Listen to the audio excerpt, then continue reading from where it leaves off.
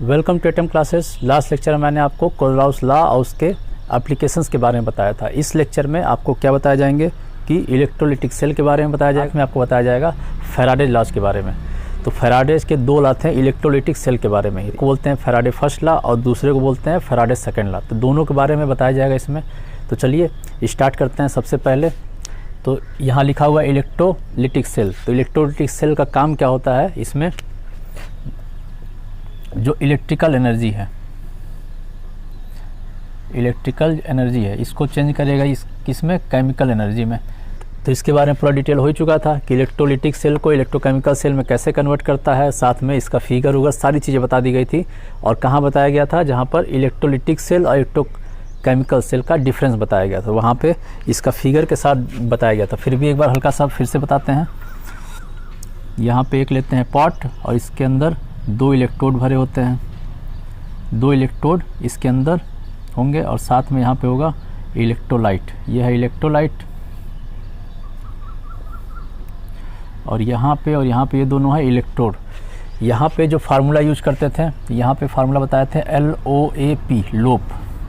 तो यहाँ जो लेफ़्ट साइड है, यही लेफ़्ट साइड है, इसे लिखते हैं। तो ये लेफ़्ट साइड जो होगा इसी पे ऑक्सीडेशन होगा, ये हो जाएगा एनोड।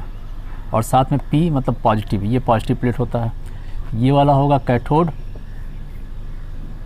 और ये होगा निगेटिव प्लेट हो जाएगा। ठीक है, साथ में यहाँ से बैटरी जोड़ देते हैं। ठीक है, टोटल यही स्ट्रक्चर है इलेक्ट्रोलिटिक सेल के बारे में। ठीक है, डिटेल पूरा पिछला हो चुका है तो इसे डिटेल यहाँ नहीं बताने जाएंगे। अब इसमें इलेक्ट्रोलिटिक सेल में हमें क्या पढ़ना है कि सबसे पहले चीज़ तो यहाँ पर एनोड है, यहाँ पे होता है ऑक्सीडेशन। तो इसका जो भी यहाँ मेटल है वो क्या होगा, मेटल जो होगा मान लेते हैं M मान लेते हैं। तो M++ बना लिया यहाँ पे। ठीक है, यहाँ पर क्या हो गया, यही M++ यहाँ जाके डिपॉजिट हो जाएगा। चार्ज इस पर +2 हो सकता है, N लिख देते हैं। +1 भी हो सकता है, +2 हो सकता है, +3 कुछ भी हो सकता है। वो तो चार्ज पे डिपेंड करेगा कि कौन सा मेटल है। ठीक है, तो यहाँ पे जो हो रहा है ऑक्सीडेशन हो रहा है और यहाँ पर रिडक्शन हो रहा है M+N। ठीक है, तो यहाँ रिडक्शन हो रहा है। अब ऐसा हो क्यों रहा है, क्योंकि इस पर करंट दिया जा रहा है। तो क्योंकि करंट दिया गया तब जाके ये प्रोसेस हुआ। तो इसीलिए इलेक्ट्रिकल एनर्जी से केमिकल एनर्जी में कन्वर्ट हुआ। तो इसीलिए यहाँ पे क्या होता है, इलेक्ट्रिकल एनर्जी केमिकल एनर्जी में कन्वर्ट करता है। अब इसी पे फैराडे ने अपने 2 लॉ दिए थे। तो इसमें सबसे पहला जो लॉ था उसको बोलते हैं फैराडेज फर्स्ट लॉ, फैराडे का प्रथम नियम। तो फैराडे का जो प्रथम नियम था, फैराडे ने प्रथम नियम में क्या बताया था कि यहाँ से जो करंट दिया जा रहा है, तो करंट किस फॉर्म में दिया, चार्ज के फॉर्म में। यहाँ चार्ज मान लेते हैं चार्ज या आवेश और इसको मान लेते हैं Q। तो यहाँ पे जो चार्ज दिया जा रहा है, ठीक है, और यहाँ पे जो डिपॉजिट हो रहा है या फिर यहाँ पे क्या हो रहा है, डिसोसिएट हो रहा है। इसको बोलते हैं डिसोसिएशन और इसको बोलते हैं डिपोजिशन। ये जाके यहाँ जम रहा है तो डिपॉजिट हो गया या डिसोसिएट हुआ। तो जितना ये अमाउंट इसका होगा या डिसोसिएशन का या डिपोजिशन का, वो किस पे डिपेंड करेगा, वो डिपेंड करेगा चार्ज पे। और दोनों होता है एक दूसरे के डायरेक्टली प्रोपोर्शनल होता है। तो एक तो ये चार्ज हो गया और दूसरा जो यहाँ पे डिपॉजिट हो रहा है या फिर डिसोसिएट हो रहा है, इसको बोलते हैं W। तो W का मतलब हो गया कि मास ऑफ डिपोजिशन और मास ऑफ डिसोसिएशन। ठीक है, ये वाला डिसोसिएशन है और ये वाला डिपोजिशन है। ठीक है, तो अब जो फैराडेज का फर्स्ट लॉ था, फर्स्ट लॉ से ये कहा था कि मास ऑफ डिपोजिशन और dissociation is directly proportional to charge apply on it. ठीक है, तो इसका जो फर्स्ट लॉ होगा W = डायरेक्टली प्रोपोर्शनल Q। यही फर्स्ट लॉ है कि जो है जो मास जो डिपॉजिट हो रहा है या फिर जो डिसोसिएट हो रहा है वो डायरेक्टली प्रोपोर्शनल होगा किसके, जो यहाँ पर चार्ज दिया जा रहा है। जो यहाँ पे बैटरी लगाई गई उसका चार्ज दिया गया, तो जो इसका चार्ज दिया गया उसके डायरेक्टली प्रोपोर्शनल हो जाएगा इसका मास या डिपोजिशन। यही आपका फैराडे का फर्स्ट लॉ है। अब इसका डायरेक्टली प्रोपोर्शनल हटाते हैं तो क्या हो जाएगा, ये W = एक कांस्टेंट लगाए तो कांस्टेंट होता है ZQ। Z को बोलते हैं इलेक्ट्रो केमिकल इक्विवेलेंट। इसको बोलते हैं इलेक्ट्रोकेमिकल इक्विवेलेंट। इसको हिंदी में बोलेंगे वैद्युत रसायन तुल्यांक। तो ये क्या था, कांस्टेंट था जिसका नाम था वैद्युत रसायन तुल्यांक या इलेक्ट्रोकेमिकल इक्विवेलेंट। और W पता ही चल गया W क्या था, ये था W इक्वल टू कितना मास डिपॉजिट हो रहा है या कितना मास डिसोसिएट हो रहा है, और ये था Q था चार्ज कि ये यहाँ से बैटरी से कितना चार्ज इसको दिया जा रहा है। तो ये था फैराडे का फर्स्ट लॉ। अब Q की जो वैल्यू है, Q इक्वल टू लिख सकते हैं I इंटू टी, ये पढ़ाया जा चुका पहले भी, या फिर और भी लिख सकते हैं N इंटू ई, ठीक है। तो ये चीज़ें, ये फार्मूला होता है। अब यहाँ पे Q की वैल्यू ये रख सकते हैं, यहाँ पे Q की जगह हम IT रख सकते हैं। तो यहाँ पे फार्मूला फिर क्या हो जाए, W equal to Z I into T, एक फार्मूला ये हो गया। अब साथ में एक फार्मूला इसका और आएगा, और वो फार्मूला क्या है कि जेड की वैल्यू जो है वो हो जाएगा इक्वलेंट मास और डिवाइड बाई फैराडे। जेड का ये भी वैल्यू आता है, जेड होता है equivalent mass divide by Faraday. तो इक्वलेंट मास को यहाँ पे हम लिख देते हैं कि equivalent mass divide by Faraday. अब इक्विवेलेंट मास को क्या बोलते हैं, तुल्यांकी भार, हिंदी में बोलेंगे इसको तुल्यांकी भार, और बटा बोल देते हैं ये होता है फैराडे। डिनोट करते हैं ई से, और फैराडे की जो वैल्यू होती है 96500, इतनी वैल्यू मान के चलते हैं। एक्चुअल में वन फैराडे की जो वैल्यू होती है वो होती है 96487, इतने कुलम्स होता है, लेकिन राउंड फिगर में 96500 से इसको लिखते हैं। ये हो गया, और ऊपर तुल्यांकी भार को लिख देते हैं ई से। अब जेड की वैल्यू हम ये रख देंगे यहाँ पे इस इक्वेशन में, तो हो जाएगा W इक्वल टू, अब जेड की वैल्यू रख देंगे ई बाई ई डिवाइड बाई 96500, और IT दिया हुआ है I इंटू टी। अब ये जो फार्मूला बनाया गया है, ठीक है, फैराडे लॉ में तो डायरेक्ट इसी पे दिया गया है, लेकिन यहाँ पे हमने आपको ये फार्मूला बताया। अब ये फार्मूला जो है कहाँ काम आएगा आपको, फैराडे लॉ से रिलेटेड जितने भी क्वेश्चन आएंगे सारे क्वेश्चन में डायरेक्ट इस फार्मूले से आप कैलकुलेट कर सकते हैं। यहाँ पे एक चीज़ और है, जो इक्विवेलेंट मास है वो कैसे निकलता है वो भी बता देते हैं एक बार। और लास्ट टाइम ही बताया था कि इक्विवेलेंट मास इक्वल टू होता है मोलर मास और डिवाइड बाई होता है total number of electron transfer.